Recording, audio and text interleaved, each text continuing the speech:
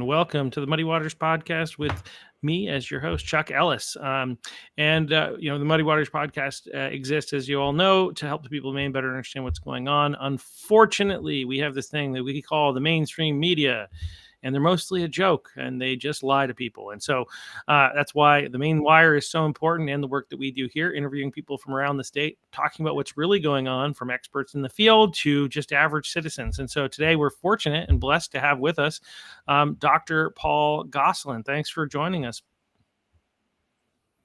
Oh, thanks. And you're Chuck. Chuck Ellis. Why do you call Chuck Ellis? So why do you call it the show Muddy Waters? Yeah, so it's interesting. So one, I mean, we think about politics, right? Right? And is there anything more muddy, any more muddy waters than politics? So that's part of it. But the other piece is I used to work in banking, right? And I used to help people with credit. And as I was kind of explaining to them, because like when somebody was looking to bring the credit to fix their credit, I was like, well, the first thing you need to know is you need to have a broad understanding of how credit works.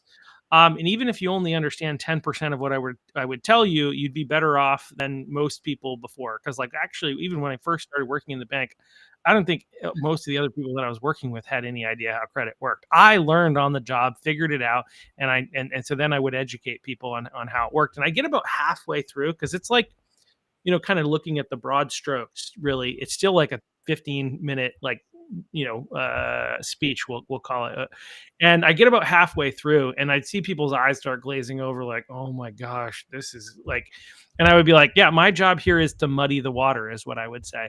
And then I would be like, I'm joking. My job is to help you understand how muddy the water is, and then navigate, chart a path forward through it, because it's really, when it comes to the world of credit, it's really complicated. And if anybody's out there, I'd love to give a consultation. If anybody needs any help, I'd be happy to do that.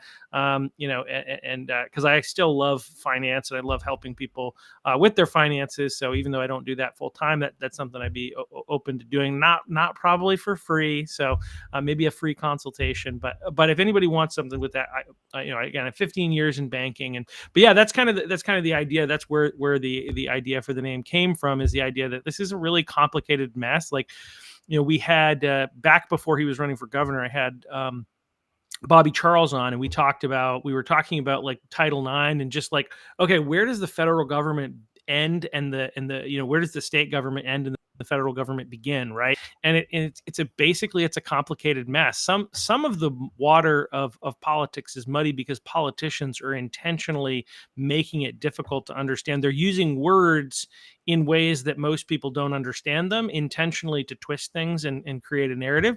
But also there is just a lot of, it's complicated when you've got the federal government, you've got what's at the jurisdiction of the towns, the county, the federal, in the state governments, all that kind of stuff. It's very complex and complicated and interpreted by lawyers. And so that's part of that's kind of a bit of the reason why we call it muddy waters. Yeah. No, and it's a good segue, because medicine is also quite muddy. What Yes. guides medicine, what guides what we call MD medicine, which is allopathic medicine. I'm an osteopath, probably by default, but yes, I mean, part of all year, and we won't talk about this right now, is last year, all the people that I've known in the Maha, right? And I was a big part of that. I was the first physician in the country to get canceled over COVID.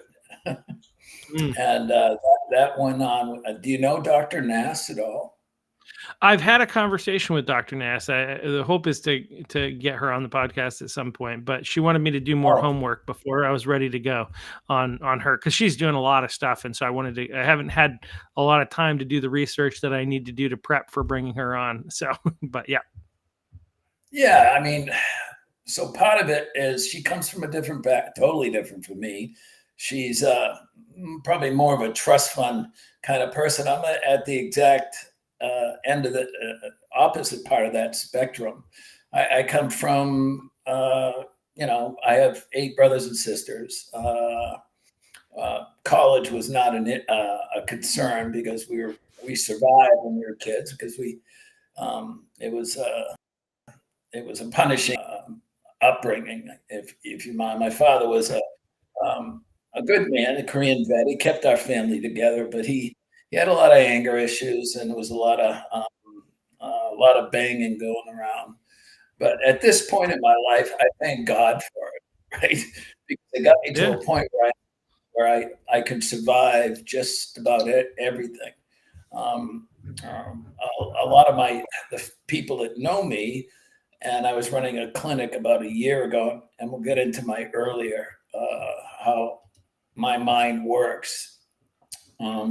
Is that they didn't know where I was, and I got shot in New York. We'll get late.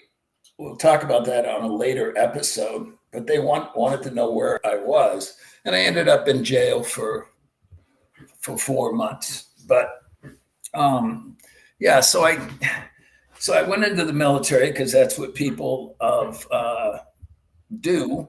They go into the military when they don't have a lot of options. So you never know what your skill set is when you're in high school and you've been in special ed the whole time. I don't think I even had a decent class in English because I was in special ed. I was in the short bus, as you might say, and but when I got in the military is when I first got exposed to what I thought was a fun time. I wanted to be a medic. I wanted to, conscientious objector, but that doesn't mean I don't pull out the gun and protect the patient. But and interestingly enough, as I say that, Pete Chambers, I don't know if you know who Pete Chambers is. He's running for Texas, a governor right now. He had about 10,000 folks behind him when Biden was in letting all the illegal immigrants going in. He was protecting the borders of his state, and now he's running. But we had a lot of fun when I was in med school. We probably get into that a little bit later. But so when I got out of the military, when I was in the military, I realized that doctors aren't really all that bright of people, right? They believe what they want to believe. And medical school itself is just learning a bunch of garbage and not knowing what it all means. And you take these yes, sir. Can I ask, because I'm really excited to see where you're going with this, but I also when did you go to school? Because obviously I think there's probably been some changes. It's probably made it worse is what I'm going to go ahead and guess. But like how long ago did you go through med school? Well, it's interesting. So many of my friends, their fathers or my colleagues, we'll call them, their parents were physicians or they had money and they wanted to be physicians. So they line their whole lives out for being a physician, right? And of course, they have inroads to getting into schools, like most schools. If you buy a wing of the the medical school library, your kids are going to get in. And that's true for UNE also, by the way. University of New England, which is Maine's medical school, now has a dental school, right? And that's what makes it a university and not just a college. But so, I was thrown into the hospital at Balboa after basic training, and basic training was summer camp for me. It was like no big deal, and because nothing really bothered me, right? I mean, they would take me in the back at night and they would mash me because I didn't look like I was suffering enough, I guess. But by the time I got into corpsman school, that's what the Navy and the Marine medics are. And I started to realize that even then, it was all about pharmaceuticals, right? They were pushing pharmaceuticals. But in the military, it's very different, right? Because the goal in the military is to keep people on the line, keep them active for military service as opposed to civilian. And I liked that. I mean, it was fun, and I learned an awful lot. I mean, I was probably 9 years old, and I was setting complex fractures. I was drilling pins into legs. I was doing minor surgery on my own, stitching people, doing x-rays, doing labs. I did everything, and everything seemed so easy and simple. And it is. It's very easy and simple till you go through medical school, and then they complicate that. They make it esoteric almost. But and so I spent about 4.5 years in the military. I was ready to go on the battleship, the Iowa, before I was medically discharged, and that's a whole different story. But it's one that is pretty disgusting. So I ended up being homeless for 3 years after the military, and I was in the Pascagoula, Mississippi area. And I got out, and that's where the Iowa was. And I was doing a lot of couch surfing, and I wanted to go to school because I wanted to do what I did in the military. It was fun, helping people. I mean, after you gone through what I have in my life, instead, you either go to the direction of the people that are victims, or you go the direction of the people that are the perpetrators. And if you do the victim thing, you want to help people. You develop an empathy, a compassion for people because you know what it's gone through. And it's been a blessing for me. So I don't have any issues with the trauma. And we can talk about what trauma does to the human mind pretty soon in this conversation. But, eventually I wanted to go to a good school because that's how you get to med school. I read these books, and one of them was The House of God, and that was written in the late 60s. And it was a book regarding a hospital in New York, Mount Sinai. It talked about how they treat the patients when you're trained as a doctor. And it's brutal. I mean, they literally, doctors get to a point where they don't care about the patient. It's just another number. They want to get them in and out there. They detach themselves from the people. And I vowed I would never, ever be like that because it was hard to read, but it's the truth. I've seen it firsthand. In fact, when I was in residency, there was I had 90% of my class as a internal medicine doctor was from India or Pakistan or the Philippines, and they were there for the golden ticket. Okay, you know what the golden ticket is once you get a medical degree, you're going to get a 6-figure salary or more, right? That's the goal. And that was never my goal. I just wanted just have a purposeful life, just have something worth doing, for better or for worse, because I was kicked out of the seminary early on in my life because I'm a Catholic. I was going to be a priest, but that didn't end up for obvious reasons because that too familiar, if you know what I mean. And that's been, and that's what's going on right now with the abuse of our kids and the grooming and everything. But even back in the early 70s, and of course, she couldn't talk about it because nobody talked till 9/11. That's when it came out that the priests were doing what they're doing. But anyway, so 3 years going back and forth, and I moved to North Carolina. I went to an all-black school, North Carolina Central University, where I had a really good time. I was one of 2 white people in the place. And then I went to Duke University, and that's where I learned that I didn't want to be in school, right? When you go to those Ivy League schools and you're from a background like me, and I was I was working full time. I was actually either living out of my car or an abandoned building and trying to study. When you get ready to go to med school, you can't get, you got to get a 4.0, close to a 4.0 average to get into school. And so it wasn't that difficult. I have a ability to learn minutia, I guess.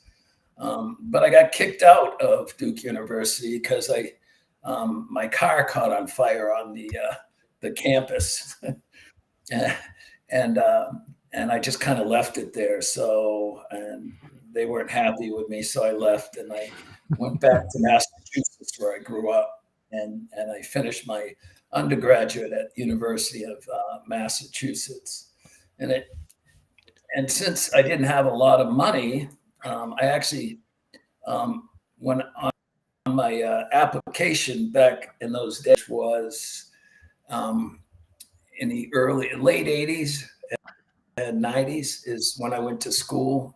1990 is when I went to med school. Back in those days, they did it. Their applications were pretty extreme, and you had to give a picture, and everybody had a nice suit when they sent the picture in, and I couldn't afford it, so I had a lobster apron, and I knew I wanted to go to the University of New England, which is in Maine.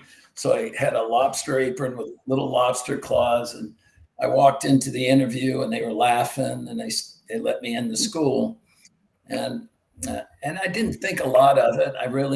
I thought it was just another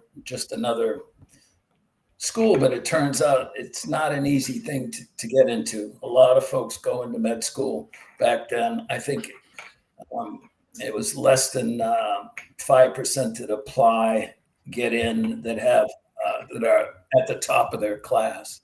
But I got in, and I was learning all. I was excited. They had anatomy and physiology, the cadavers, and everything else.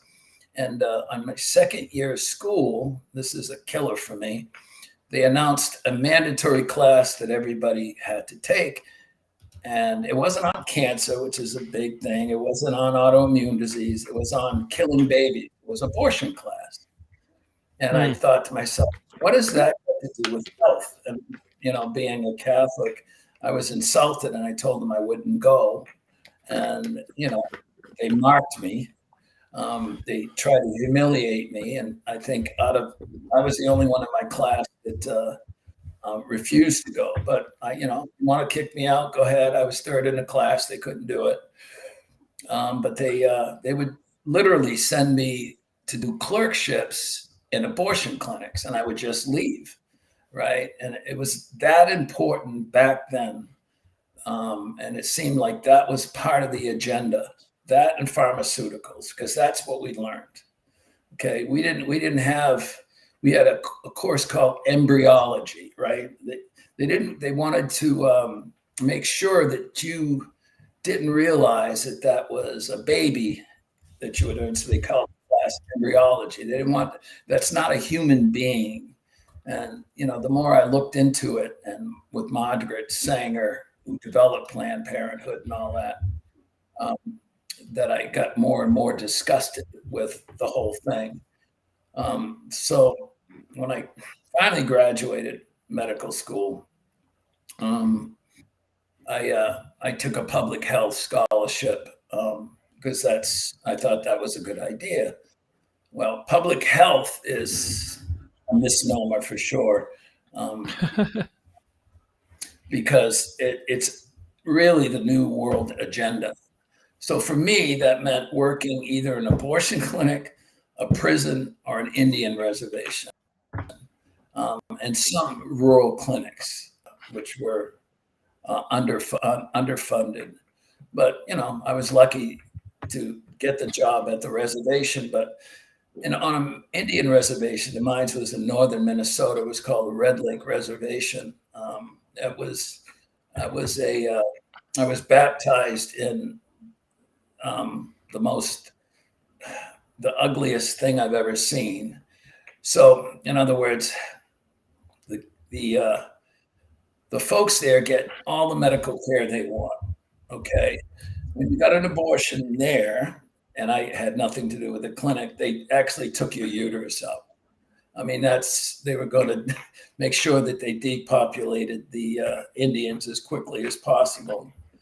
There's a long history of how they treated the Native Americans. And the average age of survival there was 52 years old. And they got every medical device, every medical medication. They said it was like the best insurance, right? They just gave you everything. But in there, they didn't have jobs. And it reminded me of what they want to do to us in the United States. You have no purpose in life. You just get free money. You get welfare. The drug addiction there and the alcoholism, you've heard of that, was through the roof. Shortly after I left there was a mass shooting at the high school. There was a suicide just about every week, or a murder every week. And it was harsh. And at one point, I was chased through the hospital by a gun because some Native American fellow thought that I was somebody else. And eventually FBI came in and told me that they couldn't help me, but they would try to get me out of there and send me to another public health place, which I ended up in northern Maine. They sent me back to Maine, and I was up in Aroostook County at the Presque Isle Hospital. And I thought I'd been through a lot of trauma in my life, and I have. But that kind of trauma was worse. It was institutional trauma, and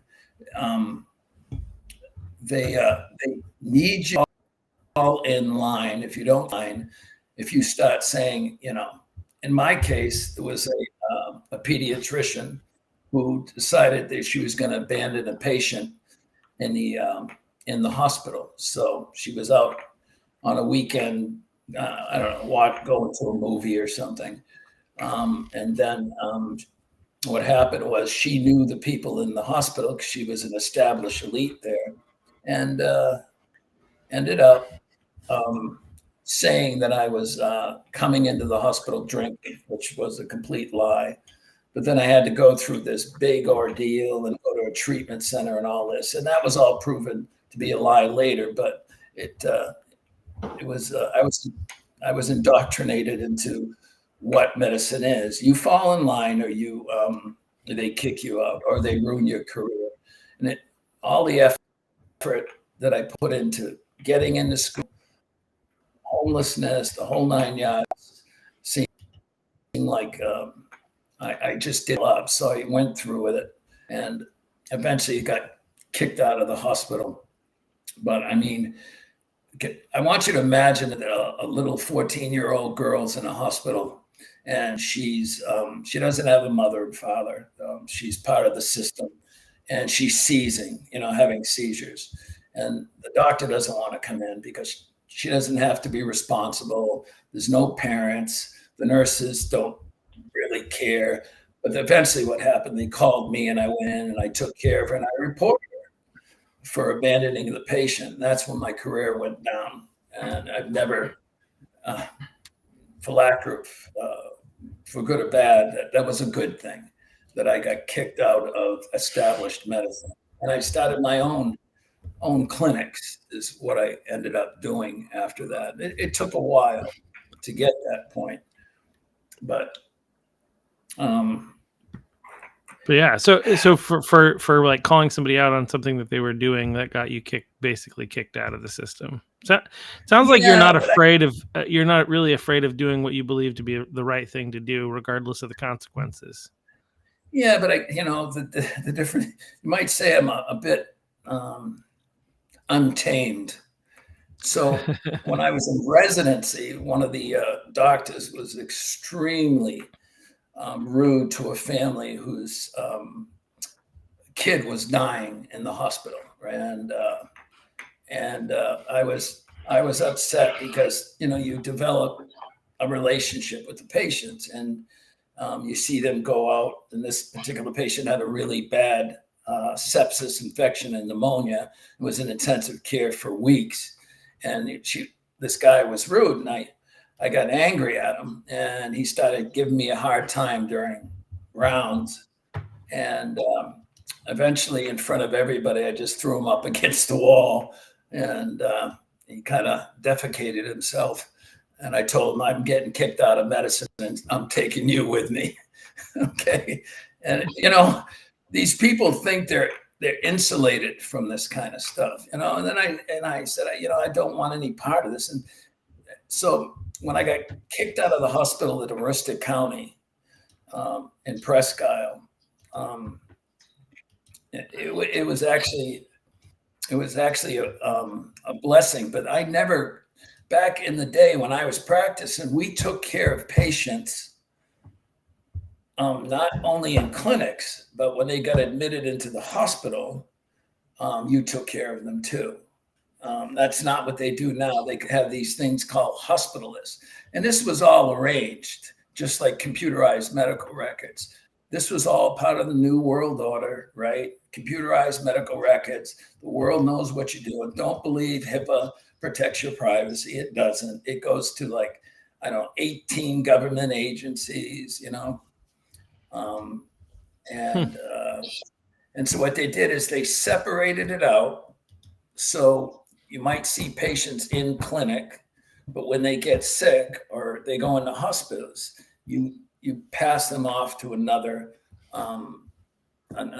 service. And for instance, hospice service. I would always go to the patient's home to oversee them because they remember me, they trust me, right? They're in their last days, and what doctor doesn't want to do that? I thought to myself, what an honor to be able to be there in their last days. If, for instance, they have cancer, right?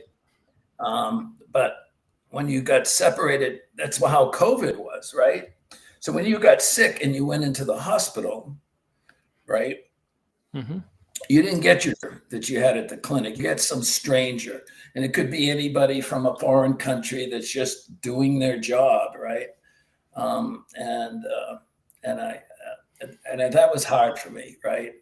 But what I ended up in Maine doing was visiting my patients in the hospital, like Maine General or places like.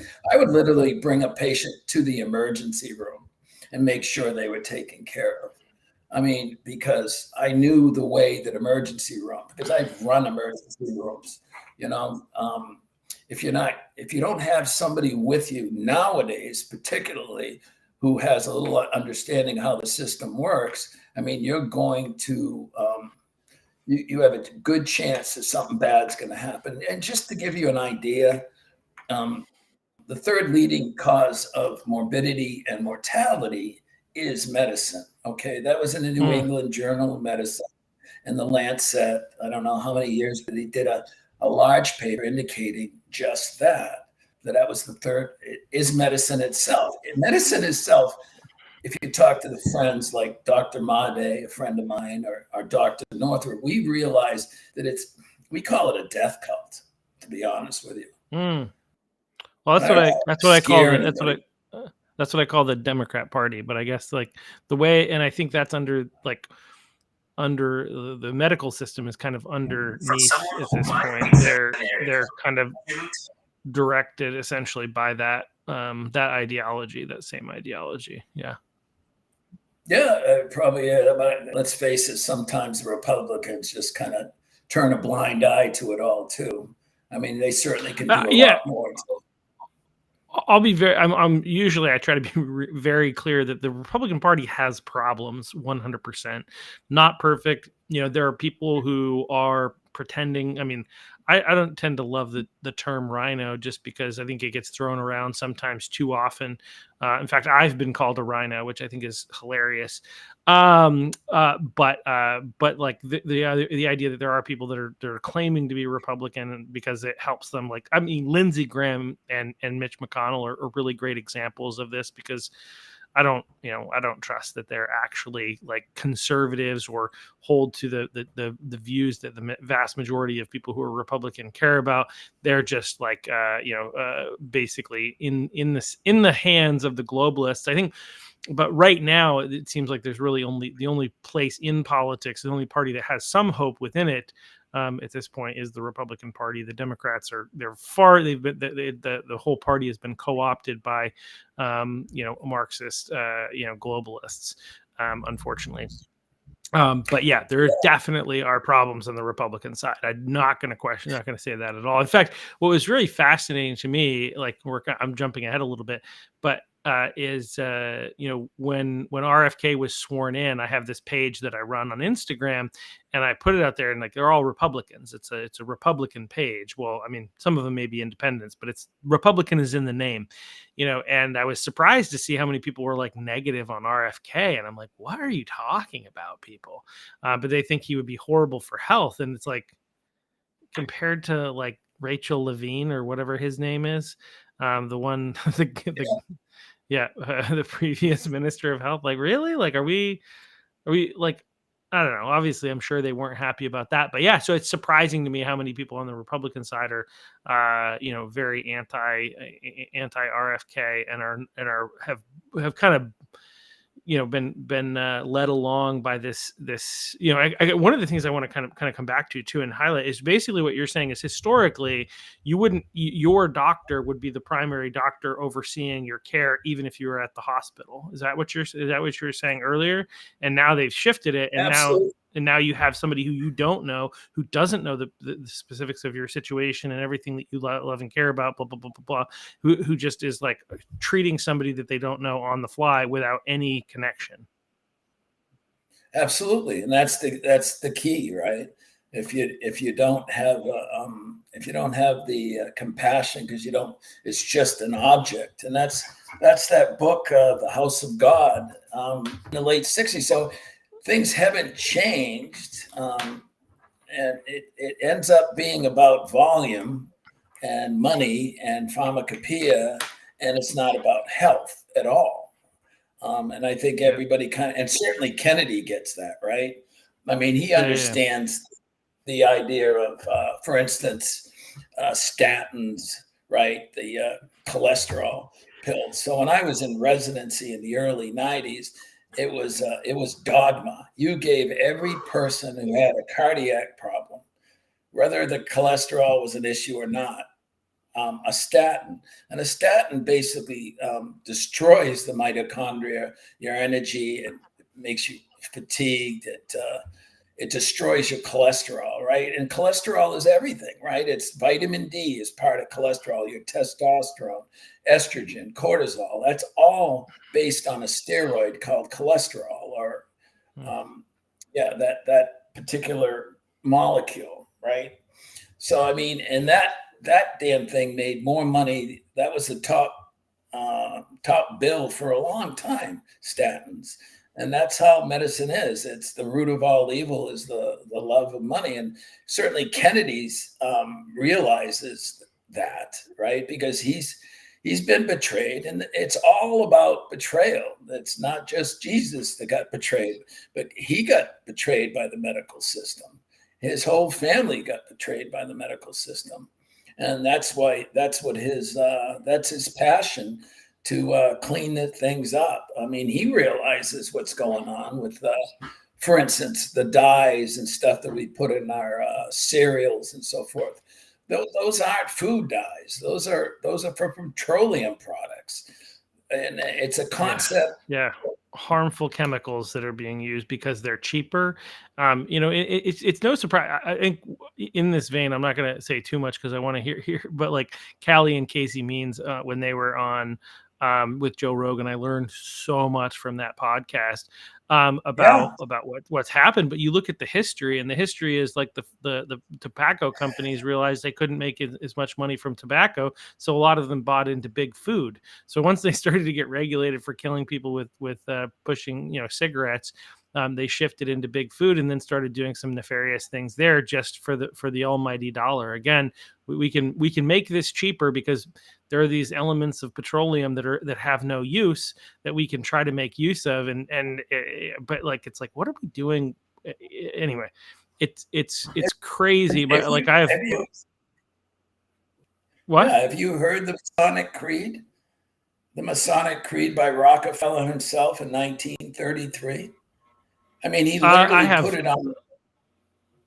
Yeah, he put it on the papers, the paper that he owns, New York Times, right in the front. This is just before he died. He talked about that very thing. He said he was going to destroy the population with his products, his petroleum products, and with cosmetics. I mean, aluminum in your deodorant. I mean, that goes right to the bloodstream, causes Well, Alzheimer's. We all you, know.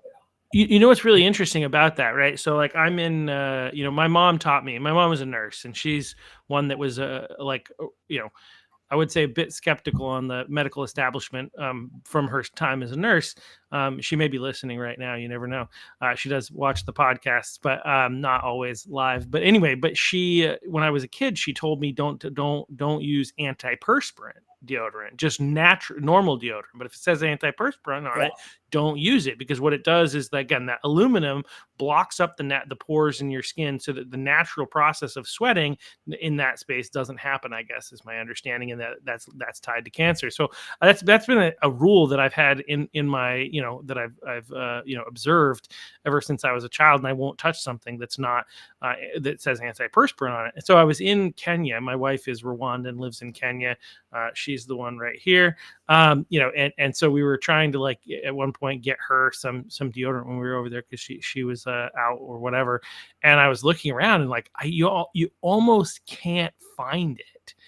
You can't find natural deodorant in Kenya. Some of the things over there, by the way, just for fun, they actually have, like, their food's a lot more natural. There's a lot, like, it's easier to live healthy over there than it is over here. But when it comes to, like, deodorant, like, there are a few, like, really poorly made brands that over there, but that, for the most part, you have to get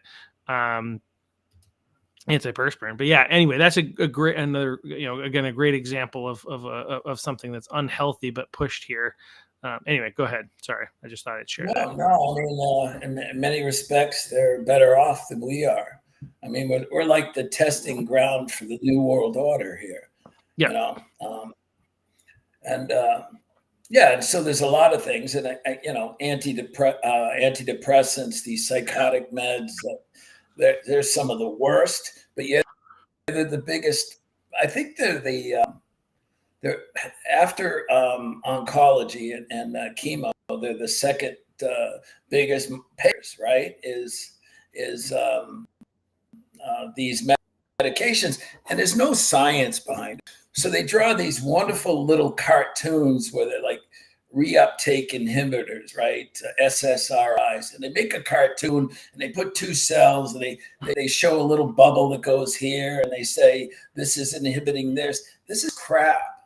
This is not science. It's a cartoon, right? And so, and once you realize that you're being had, and we bought into this in med school, right? You bought into all that. You were forced to buy into it. And the reason you're forced to buy into it, because you're inundated with minutia, so much information. You just got to swallow it. And if you don't swallow it, you don't take it. You don't pass your exams. And then if you want to get border certified, the crap is even worse, right? Yeah. So, I mean, that was part of it. And I was naive for a while. I fell for it. You remember the 90s, right? The Purdue and its narcotic push. Do you remember that? Maine was one of the worst states.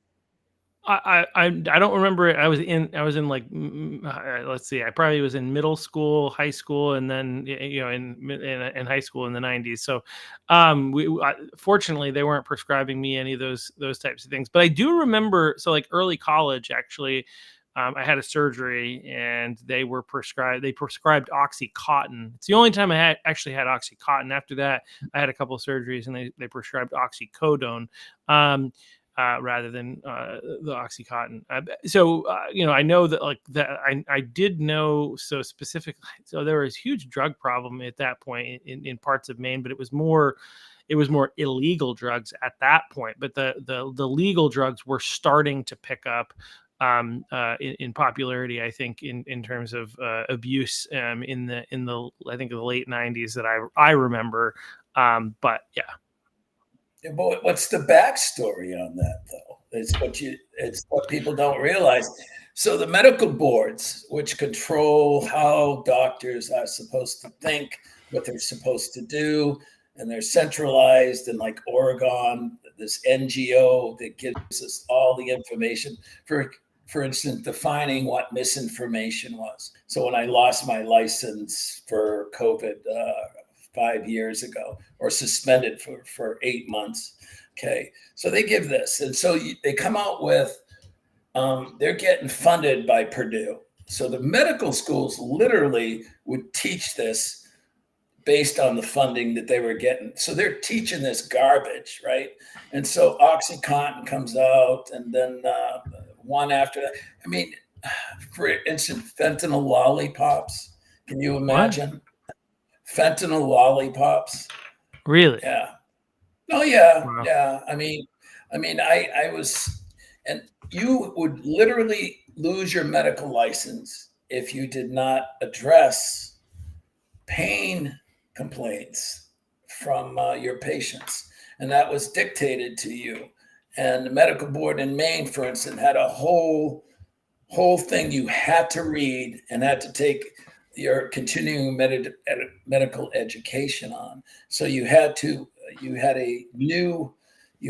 pulse, you had your respiratory rate, and then you had your pain grade, 1 to 10. Now, if you're at a certain level and you're treating chronic pain, you had to give them um, pain medication. And so everybody got addicted, and and I have to admit, I mean, I was in doing that at the time, and I started to realize that this is crap, and you basically give up on your patient, because once there's so much trauma, and people with trauma, for instance, after 9/11 or after COVID, the stress and stress of the trauma, it actually shuts down your rational thought.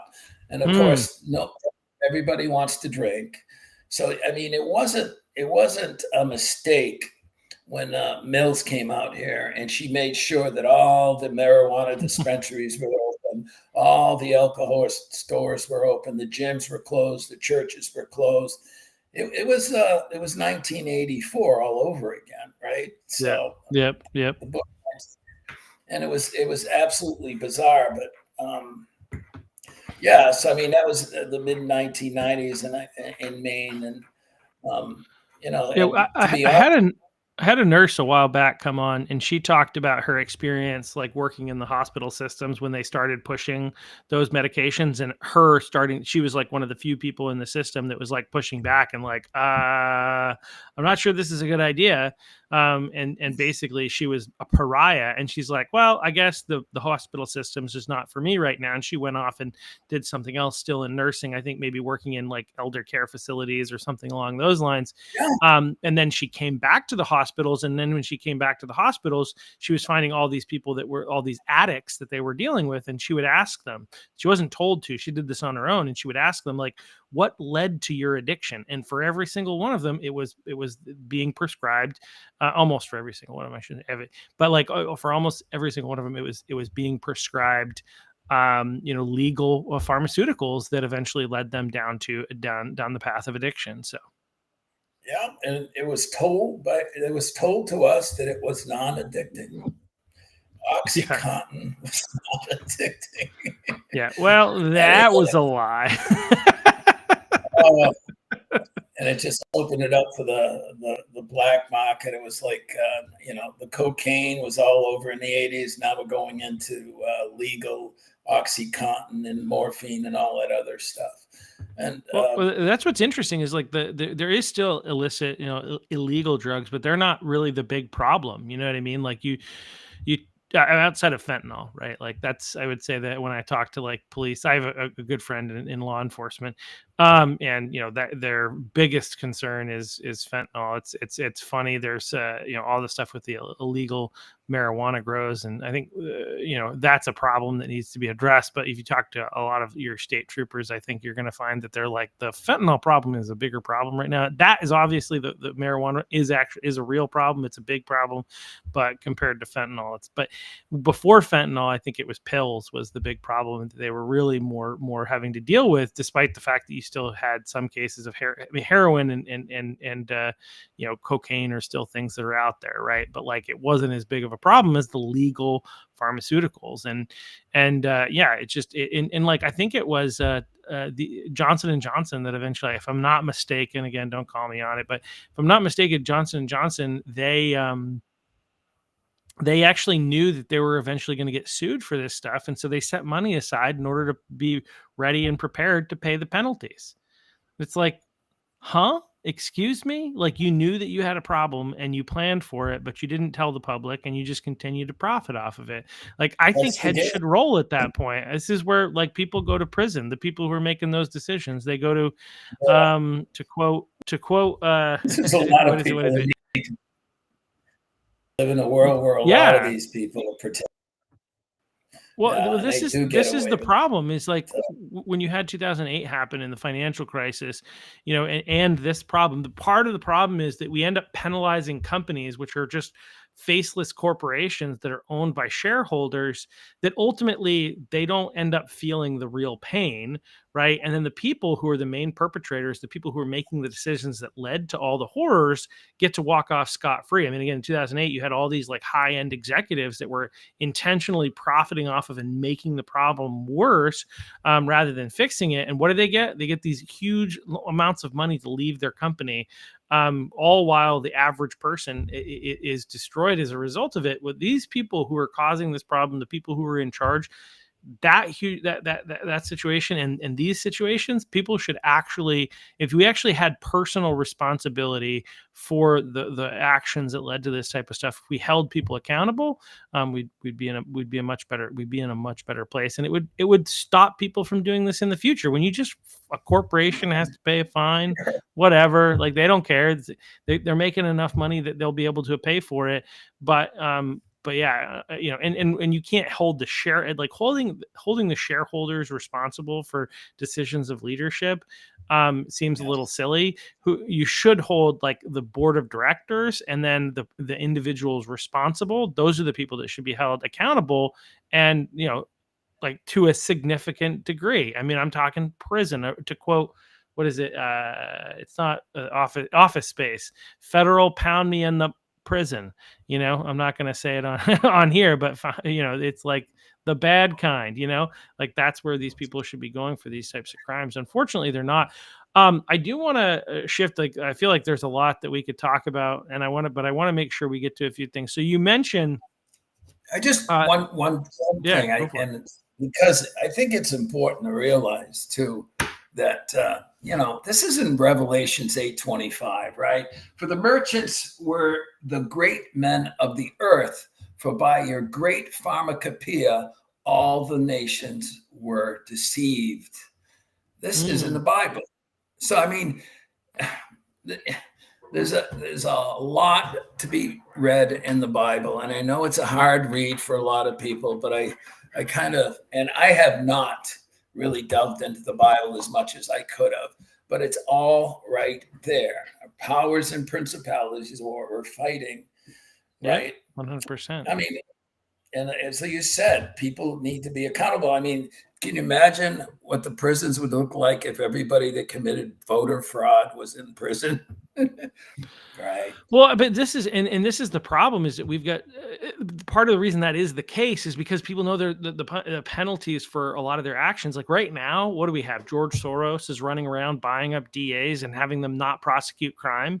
Part of the reason that we don't have the crime data that doesn't look as bad as it should is because DAs are not prosecuting crime, and so therefore, if you're in the state, if you're a police officer and you know that you're going to arrest this guy, and the only thing that's going to happen is you're going to have to fill out a whole bunch of paperwork, and they're just going to let him go, what are you going to do? Right? You're not going to waste your time. You're going to deal with the more significant stuff that they'll actually deal with, because that's why waste your time, and why and so we live in an environment where people are not being prosecuted, people are not being having consequences for their actions, and if they do get in prison, we're spending all this money trying to make sure they feel good in prison. We want to make sure they have really good food, and I'm like, let's make prison really bad. Let's go back to that.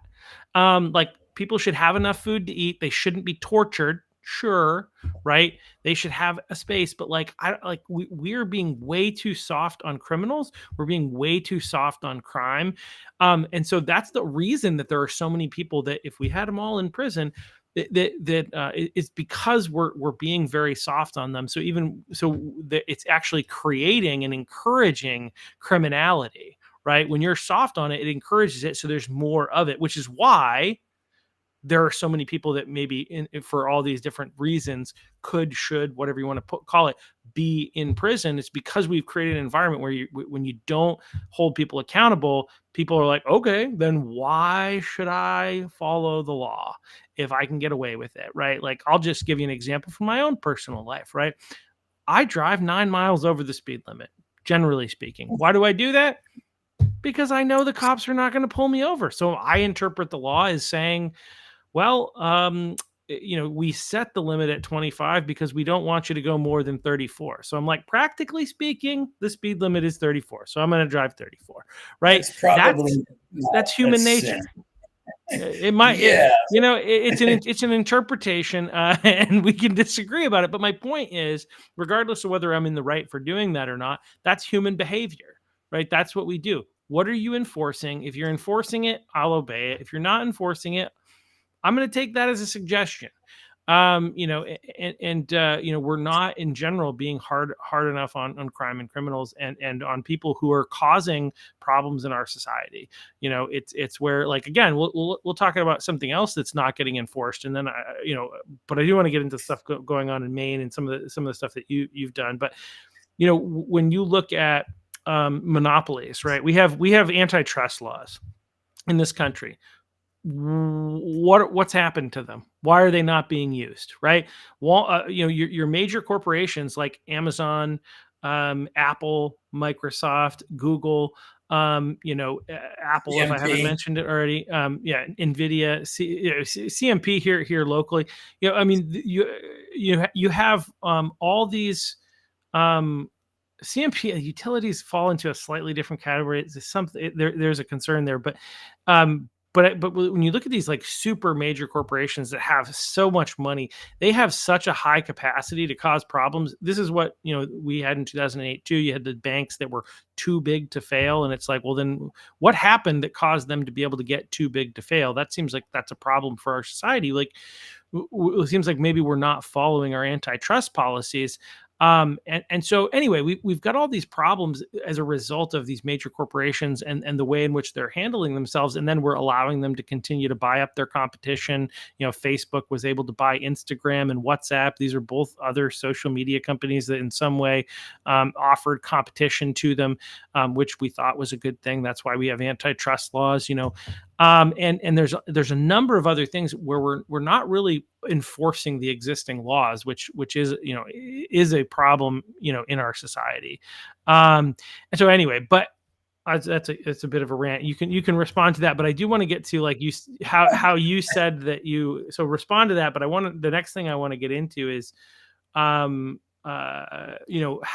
happened that caused you to be canceled, be the first person, canceled during the COVID days. And I want to talk a little bit about COVID and that kind of stuff. Yeah. I mean, well, it's interesting. I was, I had an issue. I've had a lot of issues with the medical boards, right? They've known me for the last 26 years, at least. And it all started when I kind of, reported that physician for abandoning a patient. I was appalled, right? I mean, I literally had to go in there. The cops came to my house to pick me up to go take care of this girl. And, I didn't want to do it because I had been out with my wife. I only had one day every 2 weeks off. That's how bad it was up there. And, eventually went in, took care of her, and sent her off to a different hospital. But the point is that I got punished for that. And the Board of Medicine looked at that as, well, it's business as usual. You can't buck the system. Okay, you got to go along. You got to protect each other. It's like the thin blue line in cops. Medicine's a heck of a lot worse. Okay, and if you want to think about a death count, I want you to consider the 3.5 billion babies died between Roe versus Wade. This is at the hands of doctors. Okay. And it's getting worse. I mean, we are committing suicide, and that must be a national. That must be international. That's globally, right? Yeah, but that's half the population of the world. Yeah. No, right? I agree. I think in America, it's in excess of 70 million. It's a lot. It's crazy. Since Roe versus Wade. And now we got generic, the day after pill. So, all these people are going to do it, and they're going to find themselves getting, and there's no oversight in these abortion clinics. I mean, you go in a 48-year-old guy goes in with a 13-year-old pregnant. Well, nobody's asking any questions, guys. She's going to get the abortion, and this pedophile is going to get away with it. That's how the game's played, guys. Mm-hmm. So, this is a biblical thing, and this is Moloch all over. This is Baal all over again. This was what they did, and I know it's difficult for people to understand the spiritual nature of this, but this is where we're at. And we're going to find out real quick how bad this gets. You know what the funny, or not so funny thing is that, so this has been planned for a long time, right? Because Satan is very patient. So here we are. Doctors no longer take care of their patients in the hospital. So somebody goes in there and they're not going to have a vested interest in the person they're dealing with. They're just going to do them. And so here comes COVID, right? Did you see COVID coming at all? I'll say no is the short version. I did see it coming better than a lot of people, partly because I actually had ruptured my Achilles in late 2019, and I was sitting at home watching CNBC, and I heard about COVID back in late 2019 when it had first started to have an outbreak at Davos before they were reporting on it, I think, as much. Somebody mentioned it in Davos that I'm concerned about the coronavirus, this COVID-19. And I'm like, what is he talking about? And then I kept watching, and then they were having reports from China late 2019, early 2020, which is also when I went back to work, was early 2020. And so anyway, I did not anticipate. And in fact, what I would tell you is I saw COVID coming, but I did not see our reaction to it. I was not expecting the American people to just allow themselves. That's one of the most frightening things, right? Is that how many people just listened and did what they were told. Because, the government effectively ran into a crowded room and yelled fire, and everybody just panicked and ran, right? And they didn't think about whether or not there was actually a fire. They just thought, oh my gosh, there's a fire. And they trusted. And many people are still living in that kind of fear. They still haven't realized that the threat is not there. I mean, the DSA, the Democrat Socialists of America, they still wear masks. I remember they had a national meeting within the last 6 months. Maybe it was end of last year, but I think it was in the last 6 months. And they were having their national meeting, and they're not requiring. They're still recommending masks, but they're not requiring them. And the Maine DSA people they issued a statement that was in condemnation of the National Democrat Socialists of America for not requiring masks for everybody, because COVID-19 is still alive and well. And it's like, are you living, like, what is going on? How can, but they're still living in fear. They've not woken up to the reality of the fact that was largely a hoax. I'm not saying that it didn't exist. I'm saying that it was a bad variation of the flu. For some people, works for people who are sick than the normal flu, but not nearly as bad as the flu for children. I remember in probably April, May, June, maybe June of 2020, I had a nephew that got sick. and they thought it might be COVID, and we found out it wasn't COVID. And I was talking to a coworker, and she's like, "Oh, I'm glad he doesn't have COVID." I'm like, "COVID's better for children than the flu." Like, that's the reality. The flu is more dangerous, was more dangerous for children. We knew that back then, right? And so it's like, and she's like, "Oh, okay, yeah, I forgot." But it's just this like fear of COVID that everybody had, and some people, yeah, still haven't woken up from. I was listening to somebody who was a conservative recently talk about how she's now sick and needed to spend some time at home because her sixth jab or her seventh jab or whatever it was, she had a reaction to it, and she's not getting another one. I'm like, why did you get the previous six? I mean, I give a lot of grace to people in the early stages, and again, like, some people woke up later than other people. Some people still have yet to wake up, obviously, but like, you're older, you've got pre-existing conditions, you work with people who whatever. In those situations, I have more grace. I mean, I think you shouldn't have turned your brain off in the first place, but to your point, when we're talking about the way that the medical system is designed, and the way that we've coached people as a society, is basically trust your doctor, right? Trust the professionals. We don't know that the professionals are going and they're being indoctrinated, and their education is subsidized by the pharmaceutical industrial complex that is basically creating people to go out and make business for them. They don't know that. They don't see that. Most of us didn't. Most of us, don't. And so, they didn't know that, and so they believed and they trusted, and so there's a degree of that I can accept and I understand. But geez, once you're getting like the sixth booster, when COVID isn't even a problem anymore, and it's obviously not a problem, it's like, what's going on here? Why are you still trusting this system? Why are you not doing your research and realizing that the data now we see coming out of Japan and other places, well, everywhere really, but Japan was one of the first ones to stop, issuing the vaccine, I think, to their people. But like, we see data coming out showing that, geez, if you got the COVID-19 vaccine, you actually were at a higher risk of sickness and death from COVID than if you hadn't gotten it. Yeah. People don't know that because they stopped paying attention. Yeah. And the media is not reporting on it. Yeah, they destroy your immune system, right? So, so I mean, Koino. So Gates is announcing that, the next one's going to be the real one. This was a kind of a test run, right?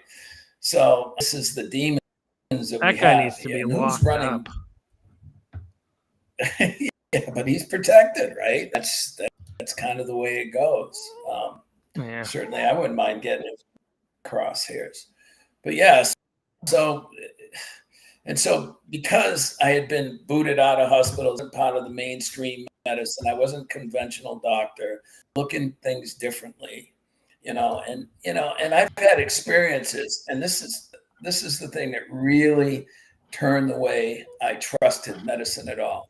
Now, if you have a doctor, all right, who's doing procedures on his young male patients and raping them, you would think that the medical board would want to do something about that, wouldn't you? Sure. Yeah, absolutely. You would think. You would think so. So I got wind of this from one of my patients, who was a mother, and her son was doing a lot of drugs, a lot of alcohol, as people with trauma do. And I says, well, if you want me to take a look at him. So he tells me this story of a doctor that I know in the local area near Waterville. And and I went to a lawyer and I got the statement. My lawyer got the statement. Next thing you know, my license is gone. And this guy's still practicing in Maine. Okay? And he does colonoscopies, and he's not trained to do them. I want you to think about this. Okay, we're talking transgender this, and what we're doing to our kids, the pornography, the grooming, and everything else. But you got a doctor out there doing this, and the medical board turns a blind eye with this.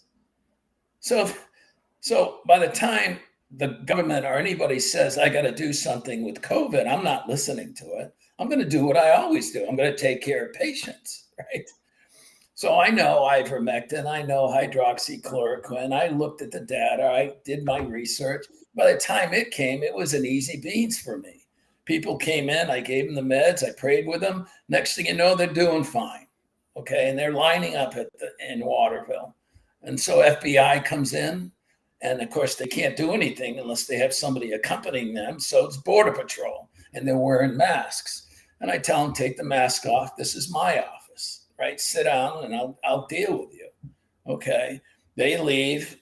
I still practice. And next thing you know, I'm getting all these people coming in, and they want letters so they don't have to get the vaccine, right? And you should be able to say, this is my body, my choice, right? This is me.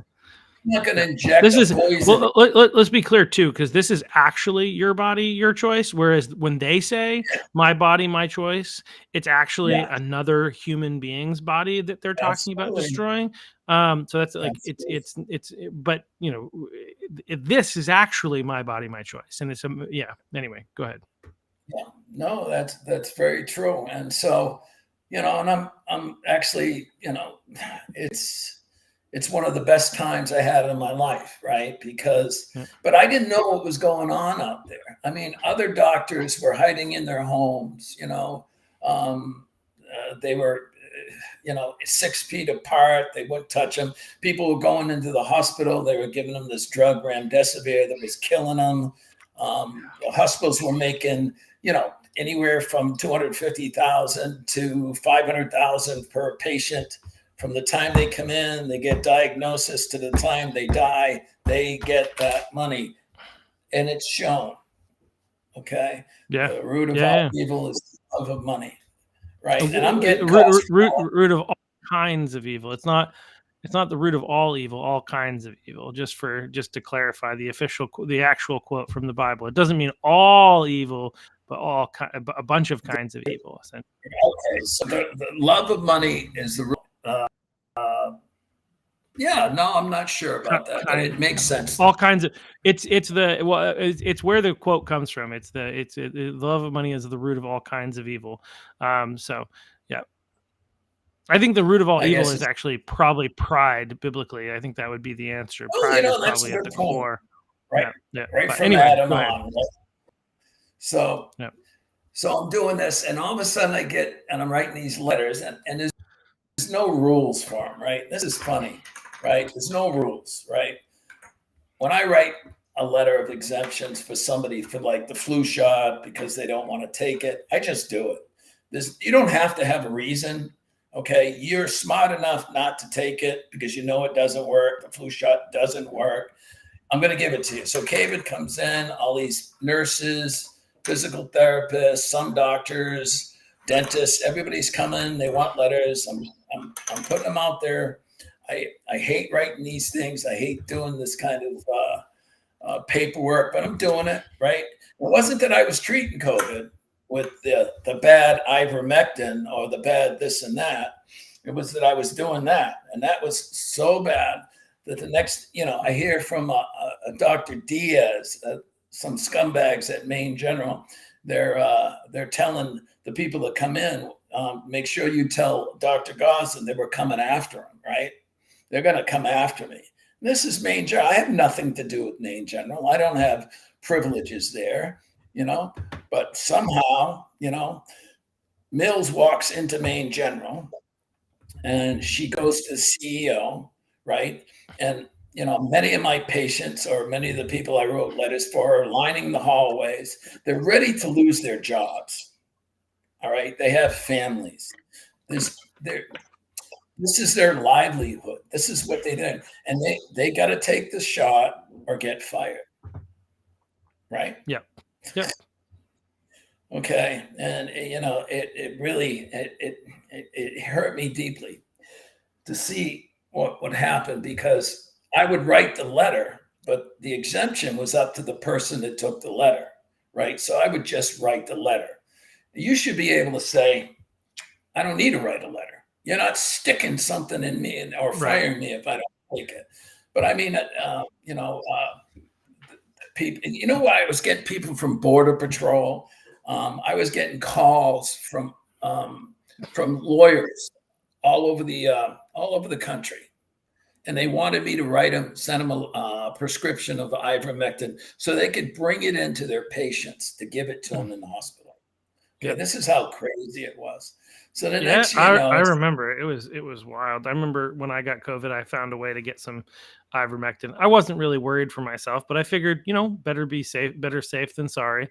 And yeah, it was challenging. You had to know who are the other people that were safe to talk to be able to find out the information and figuring out how to do it. And most people were quiet about it because they were afraid, And so, but fortunately, I was able to they find were some. But afraid.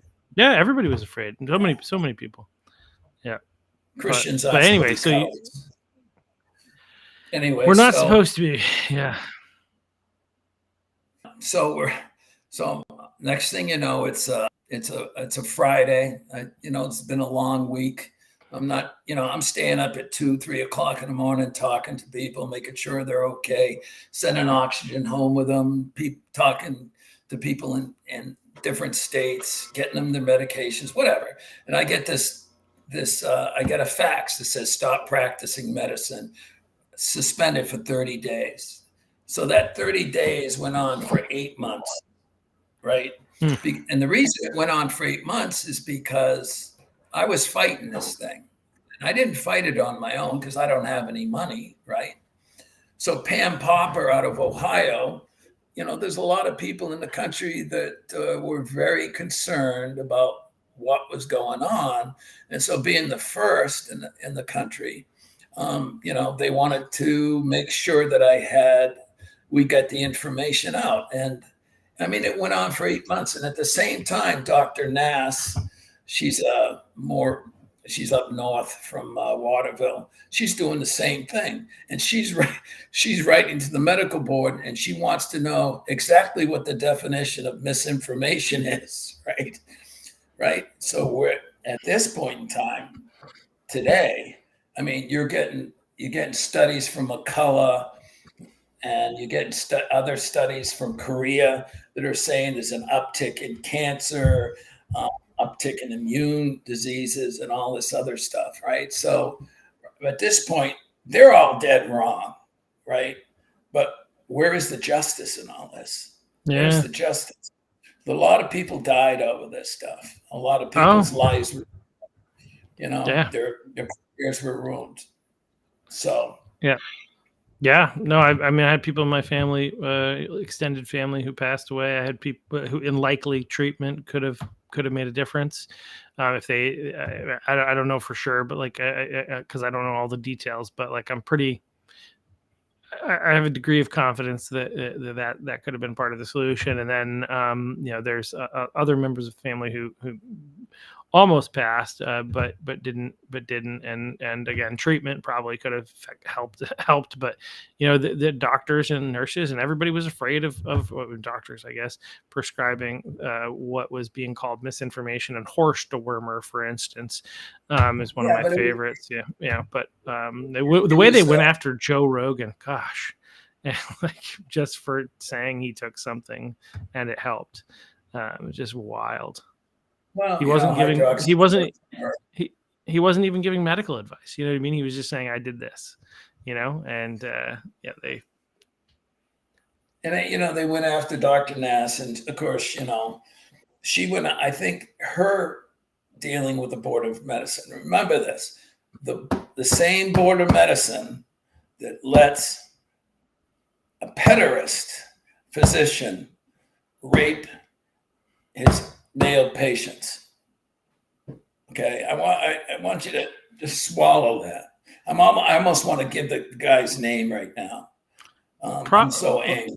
Yeah, no, let's avoid that for now. That's that could lead into the cowardice comes in, right? That's where the cowardice comes in. Well, there's a cowardice, and then there's like what they call discernment or discretion, and recognizing that, like, there's the potential for if it's not something that we can definitely prove, we can get sued for defamation, and that's something. Yeah, I have the written notes my lawyer took down from the person that got was the victim here. And of Yeah. course, he got paid off. What? He got paid off. The victim got paid off. So he wouldn't speak $100,000. about it then as a result. So that's the challenge. I mean, I hear where you're coming from, and I would. There's a part of me that would want to say that, but there's the other part that looks at it and says, "Geez, it's really annoying and unfortunate." But like, there's a caution. Not saying I'd never be open to it, but I want to think more about something. That's a big deal, and I want to think more about it before I. But the point is, like, stuff like that's going on, but we don't even have to go to that. Like, right? Like, so, like, just like we have medical boards that are like telling us that we're absolutely insane and ridiculous and silly and crazy, right, for thinking that a boy is a boy and a girl is a girl, right, and that thinking that, like, they call it health care to remove healthy working parts from children. Because those children somehow were groomed into believing that they're groomed or either not parented. However you want to put it, I don't care. At some level, groomed, and probably at some level, not appropriately parented. Like, if your kid comes to you and tells you they're a dog, you're like, okay, when you're done playing, come back to reality. Or you say, depending on how serious it becomes, you say, no, you're not a dog. You're a child. You're whatever.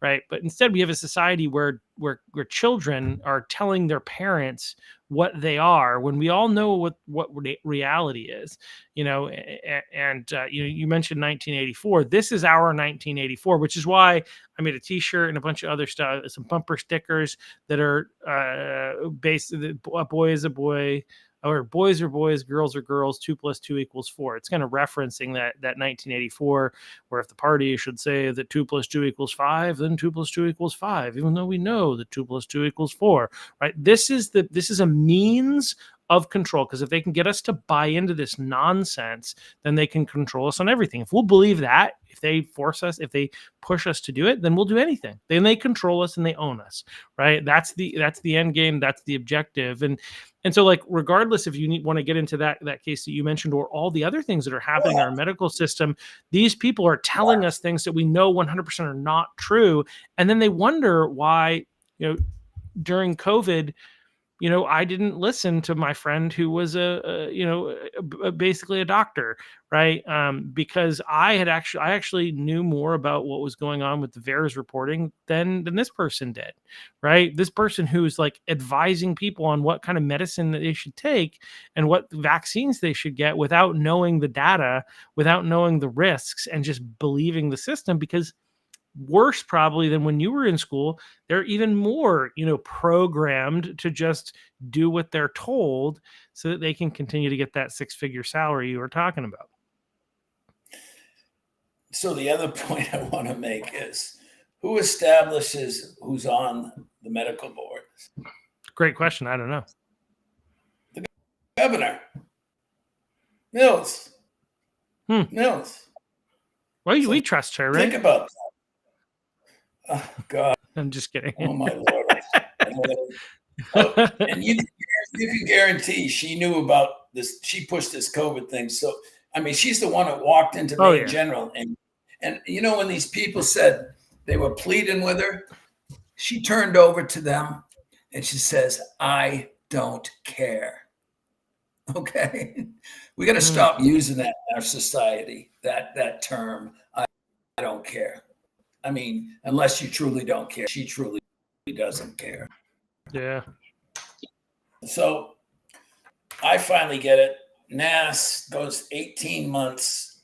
And at the end, they say, well, we'll give you a license back because, you treated COVID and everything. And, but you're going to have a supervising physician. Remember, she's a top-notch physician, right? And you're going to have to supervise the position. We're going to have to look at your notes, and we're going to have to do all this. And she's basically told them to pound sand, but a lot more. Right. So, I mean, you get tired of it. There's something good about not being in the system and being able to practice medicine. But as you know, I can't do that right now because powers and spiritualities got me shot last year, but it is what it is. And when I got shot last year, nobody knew where I was, but you know what the papers said? They said in the papers they put in that I had my license removed and that I was anti-COVID, anti-vaccine. This is what the paper said in New York, right? Like, this is a badge of courage, right? To be one of the few, and there's quite a few people in the country that balked on the whole COVID thing. But their careers are ruined for the most part, right? A lot, significant number of people. I mean, and you have all the people that so many people lost their jobs. My mom was one of the people who lost her job as a result of, I think technically they didn't fire people; they just stopped scheduling them. That was how they went about it. I think somehow that avoided them needing to pay severance or something. I'm not 100% sure, but just nonsense. But yeah, so yeah, a lot of people. I mean, I think somewhere around 30% of the population of the United States didn't get it, which were probably one of the highest in the world in that. So good on America. But that means 70% of people did. That's which is the other side, which is frightening in a lot of ways. But anyway. Yeah, but that's what fear does, man. You don't Yeah. you can't think rationally. It literally shuts it off. There's a good book for people that need an objective idea of what fear does, post-traumatic stress, whatever you want to call it, whether it's 9/11, whether it's Vietnam, whatever. And it's called The Body Keeps the Score by Koch. And you could actually do a functional MRI and see that the hippocampus and the amygdala grows and it lights up, but once you're in fear, it shuts off your frontal lobe, so you literally can't think straight. And that's what happened to an entire nation when COVID hit. Wow. Entire nation. There were people who every time they heard a siren outdoors, they thought they were coming to them because they were collecting together for Thanksgiving. There was more than 4 people together. That's how bizarre it was in Maine, right? This is our governor pushing stuff. Yeah. Well, it was nonsense, right? It was like when she opened it up so you could go to restaurants and you could go to other stores outside of Walmart. I remember watching the press conference, and somebody asked her a question. Does this mean that we can go and see our family? And she said no. Well, we could go. She said no. You should still not. And it's like what are we talking about? Like, this is that's like a clear indicator of this is nonsense. You can go to the grocery store, you can go to a community store, you can go at a restaurant, but don't go visit family. Yeah. So when I can't remember which holiday it was, but there was one of the holidays, maybe it was like Labor Day or maybe it was the 4th of July, but I can't remember which. I just remember telling my brother invited me, and I was like, only if there are going to be at least 10 people there, which was we were supposed to be below, we were supposed to be not being less than 10 people. And I was like, I want to go to a party with more than 10 people, because I'm tired of this nonsense. But people were even afraid to do that. They were afraid of, I knew that I was going to go and spend time with my brother regardless. But like in the early days, I actually wrote myself a little prescription, we'll call it. It was a quote from Ron Swanson. Ron Swanson from Parks and Rec. He went at one point. He was going to like butcher a pig for a pig roast, and he was going to cook it or whatever. And the people came up and said, "You can't do that." He's like, "I have a permit," and it's just a note of him saying, "I can do what I want." And like so I kind of had because I love that show and I love his character, not the actor so much. I was basically like, if I get pulled over, I'll give this to the cop because I can do what I want. This is America. But it never happened here in Maine. I mean, it did in California. That type of stuff. You actually, you needed to have something. Did you see the cops? Did you see the cops at Walmart? Did you see the cops at the hospitals? This is how they enforce them. Oh, I didn't see them, but so there's a particular case that was extremely disturbing for me. It was it was a national case. Scott Shira and his daughter Grace, who has Down syndrome. And they literally watched on the monitor, and the cop was in front of her daughters who had mild COVID symptoms as a lethal dose of morphine, Ativan, and another drug.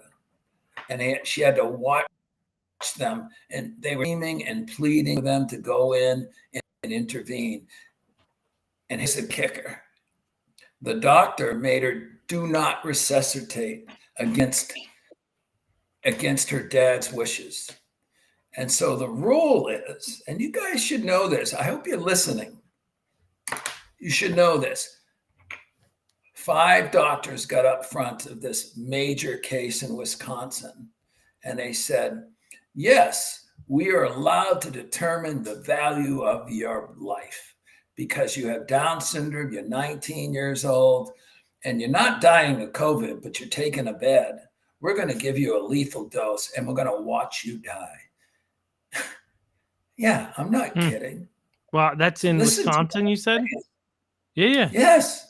Scott Shira. I'll get him on your show for you. You want to listen to it? I'm telling you, man, we're letting things go. I know I'd heard about that type of stuff in foreign country.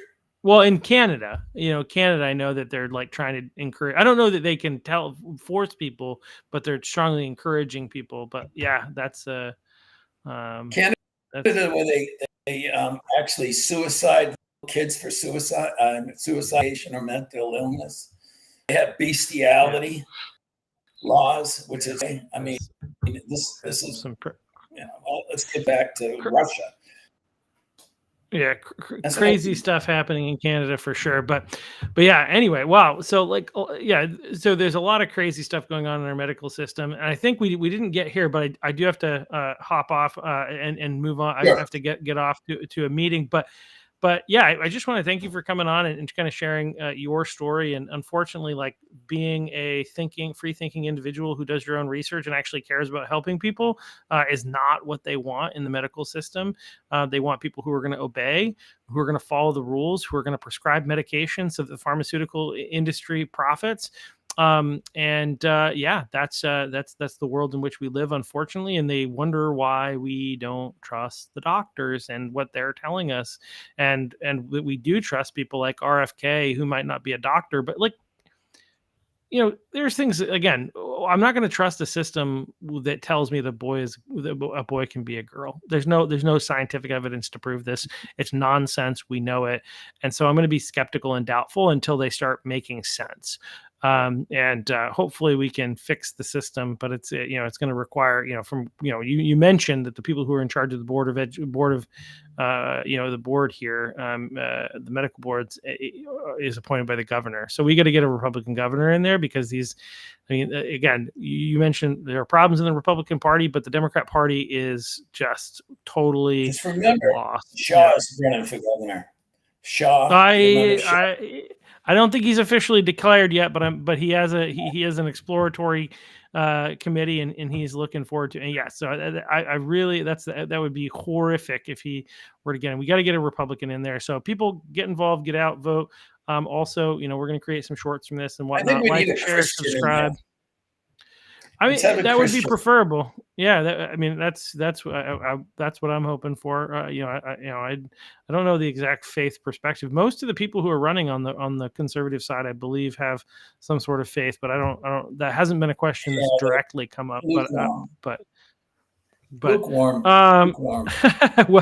Well, that's not. I have not come to that conclusion with all of them anyway. But anyway, I think if we have somebody, I think one of the things that I talk about, this is a political podcast, and is but at the same time, the reality is, I believe that if without a spiritual awakening, even if we get the right people in place who, from a policy standpoint, that doesn't fix all the problems. Our society is spiritually sick, and we can't fix spiritual sickness with the right governmental policy, although it can help. And so hopefully we get some conservatives in there. And then the church, I think, needs to wake up and step up and do its job. So thank you again, Dr. Paul Gosselin, for coming on and for standing up and speaking up for what is true and right, regardless of the consequences. And thank you you all for watching, and we'll see you back here tomorrow. I think we're going to have Kate Parker. A lot of people know who Christina Parker is, more so than Kate. Christina is the communications director of the Maine GOP, but her sister is a student up north and in college, and has had interesting run-ins with I think it's Eastern Maine Community College, who it tried to force her to write a different letter because they didn't paper because they didn't like her opinion. And she's also a part of a couple of different organizations, College Republicans, TPUSA, all that kind of stuff. So we're going to have her on tomorrow. So we'll see you all then. And again, thanks again, Paul. How can people get in touch with you if they want to? I don't know. Why would they want to? I'm not practicing.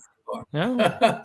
I guess you could just if they want to hear your story, is there a website that people can go to hear some of your story?